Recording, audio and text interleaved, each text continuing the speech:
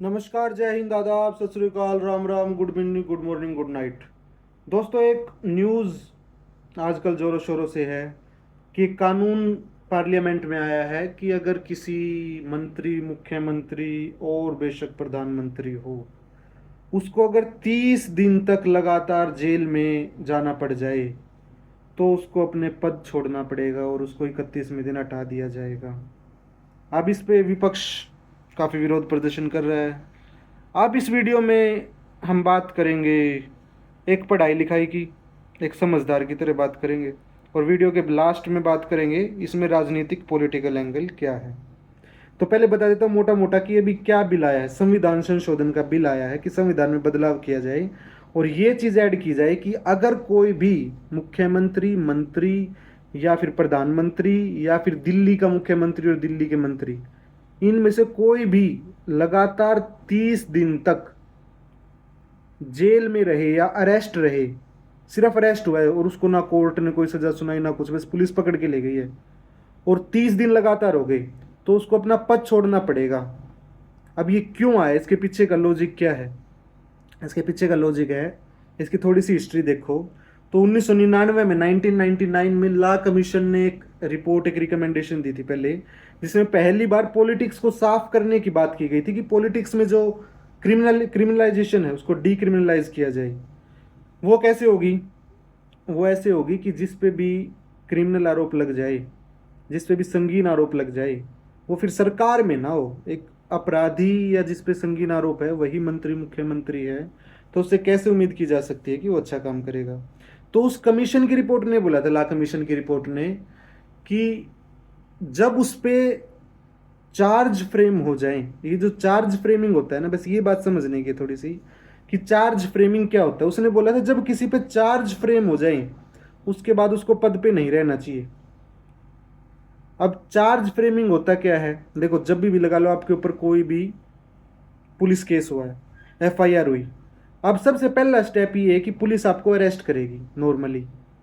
अब अरेस्ट करने के 90 दिन के अंदर या एफआईआर होने के 90 दिन के अंदर पुलिस को चार्ज शीट जमा करवानी होती है कोर्ट में। चार्ज शीट का मतलब होता है पुलिस अपनी प्राइमरी इन्वेस्टिगेशन करेगी कि इस बात में कितना दम है, कितना नहीं है, क्या क्या प्राइमरी वो एविडेंस मिले आपके खिलाफ, और कोर्ट में बताएगी इस कानून का उल्लंघन हुआ है, इसमें ये जेल है, ये सजा है, ये जुर्माना है। और कोर्ट फिर डिसाइड करेगी उस चार्जशीट को पढ़ के कि इसमें कितना दम है और कितना नहीं, और कौन से चार्ज आपके खिलाफ लागू रहेंगे और कौन से नहीं रहेंगे। अब ये चार्ज फ्रेमिंग होने के बाद आपके खिलाफ कोर्ट में सुनवाई शुरू होती है और उन चार्जेस पे पूरी सुनवाई चलती है, और लास्ट में अगर आप दोषी प्रूव होते हो उन चार्जेस में, उस धारा में जो भी जितनी सजा है उस हिसाब से आपको सजा मिल जाती है। तो 3 स्टेप हो गए। पहले चार्जशीट होगी, पुलिस जमा कराएगी 90 दिन के अंदर। उसके बाद चार्जशीट को कोर्ट देखेगी और बताएगी कि कौन कौन से चार्ज आपके खिलाफ फ्रेम होंगे। अब पेच यही था जो लॉ कमीशन ने 1999 में सजेशन दिया था ना, उसमें बोला था कि चार्ज फ्रेम होने के बाद आपको पद छोड़ देना चाहिए। वही बात 2004 में इलेक्शन कमीशन ने बोली, वही बात 2014 में लॉ कमीशन ने बोली दोबारा से। अब क्या हुआ, 2025 आते आते मोदी सरकार को 11 साल हो गए थे, इनको रातों रात एक दिन समझ आया कि क्यों ना राजनीति को शुद्ध किया जाए, क्यों ना अपराधियों को दूर किया जाए, जो जो बीजेपी में शामिल ना हो रहे हों उनका क्या इलाज किया जाए। तो अभी रिसेंटली बिल लाए जिसमें बोला कि अगर आपके खिलाफ कोई ऐसा चार्ज है जिसमें 5 साल से ज़्यादा की सज़ा का प्रावधान है। अब ये 5 साल का क्या लॉजिक लगाया कि कुछ चीज़ ऐसी होती है कि आपने किसी की पॉकेट मार ली, आपने मेट्रो में थूक दिया तो आपको 6 महीने की सज़ा हो सकती है। अब छोटे मोटे अपराध में आपको पद छोड़ने की जरूरत नहीं पड़ेगी मंत्री, मुख्यमंत्री का।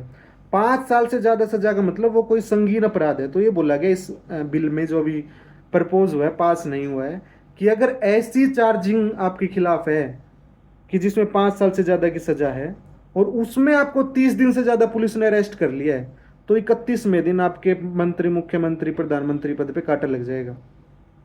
ये थी यहाँ तक की स्टोरी। अब सुनने में लगता है कि बहुत अच्छी चीज़ है, सही है, क्रिमिनल्स हमारे मिनिस्टर्स, चीफ मिनिस्टर्स नहीं होने चाहिए। अच्छा ही तो किया, तो विरोध क्यों? अब विरोध है कि इसको कर कौन रहा है, इस बिल को लाया कौन है, और क्या वो इसका दुरुपयोग कर सकते हैं और कैसे कर सकते हैं और उस दुरुपयोग होने की कितनी प्रोबेबिलिटी है, पॉसिबिलिटी है। अब PMLA, prevention of money laundering act है, जिसमें रिसेंटली कितने लोग जेल में गए हैं। तमिलनाडु का था ना वो, एक भूल गया मैं उसका नाम, पिछले 2023-24 की बात है, उसको जेल में भेज दिया था, बाद में कोर्ट ने बरी कर दिया उसको। तो PMLA लगा दो। और PMLA के ऐसे प्रोविजंस है कि आपको बेल भी नहीं मिलती। अभी रिसेंटली अरविंद केजरीवाल पे भी लगा था, बेल ही नहीं मिली 6-8 महीने तक। तो होता क्या है, PMLA लगा दो या कोई एंटी टेररिज्म का एक्ट लगा दो, पोटा वगैरह है शायद, उसके बाद आपको बेल ही नहीं मिलेगी। तो केंद्र सरकार के लिए बहुत आसान हो जाएगा एजेंसी का दुरुपयोग करके और आपके खिलाफ कोई ऐसा चार्ज फ्रेम करके आपको 30 दिन तक अरेस्ट कराओ और आपका इस्तीफा दिलवा दो। अब रिसेंट केस केजरीवाल का था, जिसमें अब न्यूज़ में है कि केजरीवाल ने इस्तीफा नहीं दिया था, जेल में रहते हुए सरकार चला रहा था, होना चाहिए ऐसा। अब बात ये है ना कि सरकार का जो रिकॉर्ड है पिछले 10 साल का, जैसे कोई स्कूल में शरारती बच्चा होता था जो हर जगह शरारत करता हो, और एक दिन कहीं पे दूसरे स्कूल में जाना हो किसी फंक्शन में, और वो बोले मैं भी जाऊंगा और सर मैं वहाँ शरारत नहीं करूंगा, तो विश्वास करना मुश्किल हो जाता है कि ये नहीं करेगा। ऐसे ही मोदी सरकार या बीजेपी गवर्नमेंट, एनडीए गवर्नमेंट ने पिछले 10 साल में जैसे एजेंसीज का यूज़ किया है, और 95% केसेस ईडी के पिछले 6-7 साल में अपोजिशन पार्टीज़ के खिलाफ ही रहे हैं। तो पूरी पूरी संभावना है कि इसका दुरुपयोग करेंगे और सरकार को गिराने की कोशिश करेंगे विपक्षियों की। तो इसलिए इसके खिलाफ आवाज़ उठ रही है। और दूसरी बात, सबसे मेन बात, अब वीडियो का एंड करते हुए बता देता हूँ कि ये बिल पास होना ही नामुमकिन है। इस बिल को पास करने के लिए पार्लियामेंट में मेजोरिटी चाहिए 2/3, क्योंकि कॉन्स्टिट्यूशन अमेंडमेंट है, 2/3 पार्लियामेंट की मेजोरिटी चाहिए। और एनडीए के पास 2/3 है ही नहीं, 1/2 ही बड़ी मुश्किल से क्लियर हुई थी इलेक्शन के टाइम पे। तो बिल तो पास होएगा नहीं इंडिया या अपोजिशन के सपोर्ट के बिना, वो सपोर्ट कर ही नहीं रही। और ये बात जब हमें ही पता है तो एनडीए को तो अपने आप पता थी, गृह मंत्री अमित शाह को तो अपने आप पता थी, फिर भी क्यों पेश किया गया। अब मुझे नहीं पता ये आरोप है, इसमें कोई दम भी है।